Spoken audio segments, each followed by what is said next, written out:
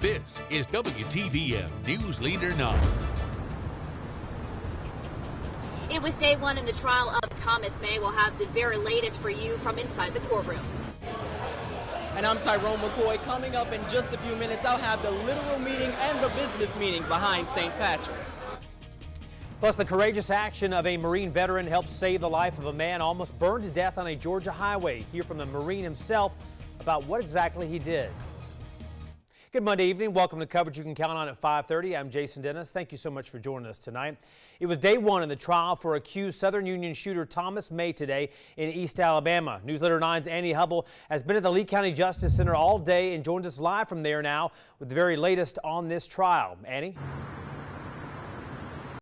Well, that's right, Jason. Good evening. Opening statements in front of Lee County Judge Jacob Walker began at 9 a.m. this morning in the case of Thomas May, but they didn't last for more than 30 minutes. The state gave the jury a detailed account of what happened on April 6, 2011, the shooting that took place at Southern Union's campus that killed May's former mother-in-law, Brenda Watson, and injured 3 others. The defense told the jury to consider all facts of the case, including May's mental condition at the time of the shooting. Our cameras were only allowed in the courtroom during opening statements. Here's a look at what they had to say.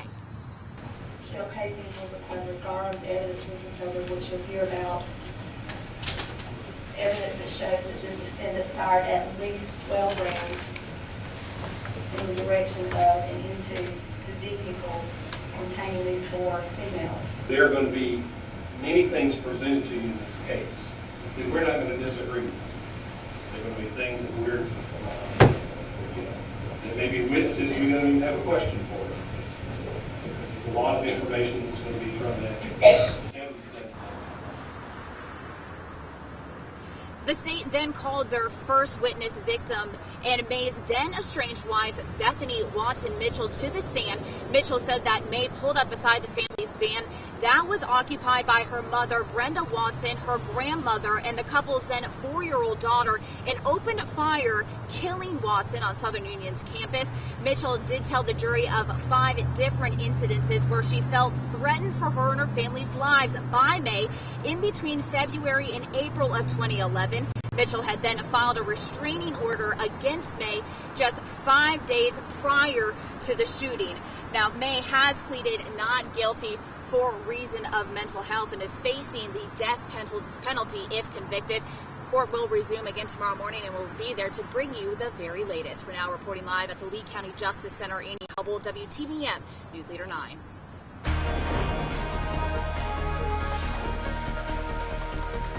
Well, our weather today has been wet at times out there. Here's a look at the radar going back over the last couple of hours. You can see those showers moving in from the southwest to northeast. Some embedded areas of some moderate to heavy rain at times, but overall just a wet and dreary day across the valley. Around here, temperatures fairly mild, but you move to the north and northwest, you find some cooler readings. 43 in Atlanta, 44 in Birmingham, but mainly 50s and low 60s here in the Chattahoochee Valley. Here's your forecast over the next 12 hours. Showers will continue at times tonight. I think by tomorrow morning we will start a drying trend, though. We'll tell you more about that coming up a little later on in the show. Also, a quick reminder about Weather Radio Wednesday this week. We'll be in Buena Vista at the old middle school building there, the Marion County Annex, from 10 a.m. until 2 p.m. Weather radios and batteries will be for sale there, so come on by and see us, and we'll see you back here in just a bit with more on your forecast. Jason? All right, thanks, Derek. Well, it's been rainy on this St. Patrick's Day, which is known for the green fountains, big parades, and obviously celebrations. But the true meaning of the holiday is not quite as secular. News Leader 9's Tyrone McCoy joins us live from uptown Columbus to reveal the truth behind the green. I see you're wearing green as well, Tyrone. I tried to break out my green today, Jason, but listen, many people in Columbus or around the world celebrate St. Patrick's Day by doing a little St. partying. As you can probably hear, they're doing that already here, but the meaning is actually a observance day for the Catholic holiday. And let me just say that this business here is definitely seeing green literally. Here's a look at what it means for financial people and the Catholics in the Fountain City. It's a more than 1,600-year-old tradition where believers celebrate St. Patrick, the Bishop of Ireland they say is responsible for converting all of Ireland to Christianity. Came from England, a well-to-do family in England. He was kidnapped, taken to Ireland, and he was made to look after sheep. He learned their language very well, though, and God told him there's a ship waiting for you. He went down to the shore, went to France, became a priest, went to Rome, they made him a bishop, sent him to Ireland, and he converted the country. There are parades and services throughout the day in honor of St. Patrick's legacy, and the honors don't stop at the Mass. We like to do our partying after the church and everything. At Scruffy Murphy's Irish Pub, the celebration brings a boost in business. St. Patrick's Day is our New Year's Eve. For authentic Irish food, alcoholic and non-alcoholic beverages, and live music, Gleason says more than 400 people packed the pub to show pride in their heritage. It's a display of pride that Father Tim and Gleason both say is the root of secular and non-secular celebrations alike. For all the people that have left Ireland over the years and have taken up residence in USA and other countries. Now the celebration is already in high gear. Guys, it is packed and very loud here, just here at Scruffy Murphy's. Now, if you'd like to take part in some of that, several bars in Uptown Columbus are having some sort of special menu or whatever you'd like to call those things tonight. But please be careful if you're going to be taking part in that. I'll have ways to keep you safe coming up tonight at 6. Live in Uptown Columbus, Tyrone McCoy, WTVM News Leader 9. Back to you, Jason. All right, thank you so much, Tyrone. I've got my green on as well, and with just a few hours left of St. Patrick's Day, you know there are going to be plenty of folks out there planning to drink the night away, but you do need to stay safe. For those folks, you can call on the AAA Tow to Go program. A AAA tow truck will pick you and your car up for free and give you a ride home. This will be going on through 6 a.m. tomorrow. Anyone in Georgia, Florida, and Tennessee can take advantage of this offer to stay safe.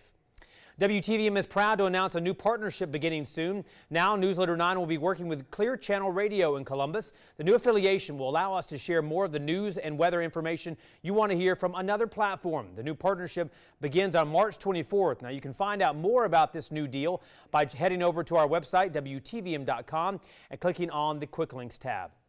Today is not only St. Patrick's Day, but it's also the start of School Board Appreciation Week in Georgia. The entire week is devoted to honoring the decision makers in education. The Muskogee County School Board tells Newsletter 9 they're more than happy to celebrate the 9 board members who work to make good decisions for our students and district. Director of Communications Valerie Fuller in Muskogee County says being a board member is not an easy job. Not just today, but we honor them every day, and we thank them for their contributions. We know that it is not an easy task. There are some very tough decisions that have to be made annually, monthly. The Muskogee County School Board meets twice a month for work sessions and school board meetings, and Fuller gives thanks to all those who serve to help make the community better for all of our students. All new tonight at 5:30, a 12-year veteran Marine being hailed as a hero, but this time for life-saving actions away from the battlefield. The accident happened on March 8th along the northbound lanes of Interstate 85 in Gwinnett County. According to reports, a 26-year-old man caught on fire during the accident, suffering severe burns across most of his upper body. Had it not been for the quick thinking of Sergeant Matthew Sullivan, Ray McGinnis may not have survived. Lo and behold, I see this ball of smoke and fire coming out towards the passenger side, and it was a human being. I tell him to roll. He starts rolling on the ground, but the grass was so dry it just kept igniting the grass up. I grabbed him and picked him up and told him to start running with me, and at this time he's still screaming. Wow. More than a week after that crash, McGinnis is listed in critical but stable condition. He has third-degree burns on his face, arms, stomach, and back. McGinnis' family said they've been told by doctors that despite the extent of those burns, he should make a full recovery. Wow. Also in Atlanta, parts of a major street are closed as city officials decide what to do with a historic building now posing a threat to both drivers and pedestrians. The problem comes after police say a Gwinnett County transit bus ran a red light and hit a FedEx truck last November. Both vehicles crashing into this building. The FedEx driver was killed in that accident. Today, the workers are going to be beginning to remove the brick veneers that are on the tower. That's the first step, making sure that, we get the building safe for cars passing on the roadway. So they are shutting down some lanes on Central and Ralph David Abernathy. Atlanta city leaders, meantime, condemned this building this weekend. The historic building was constructed in the late 1900s and served as a church, but most recently was renovated into a nightclub. A Georgia man accused of killing his wife finds himself in trouble with the law after a lengthy standoff in Chicago.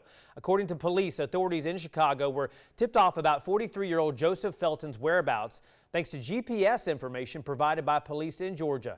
Felton was arrested after a 9-hour standoff and taken to the hospital for cuts and bruises. An autopsy on Felton's wife was scheduled for today.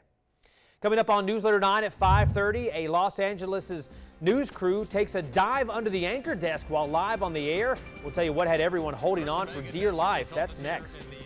And a daily dose of chocolate may be doing more than just satisfying your sweet tooth. Find out how it could also be a great benefit to your overall health.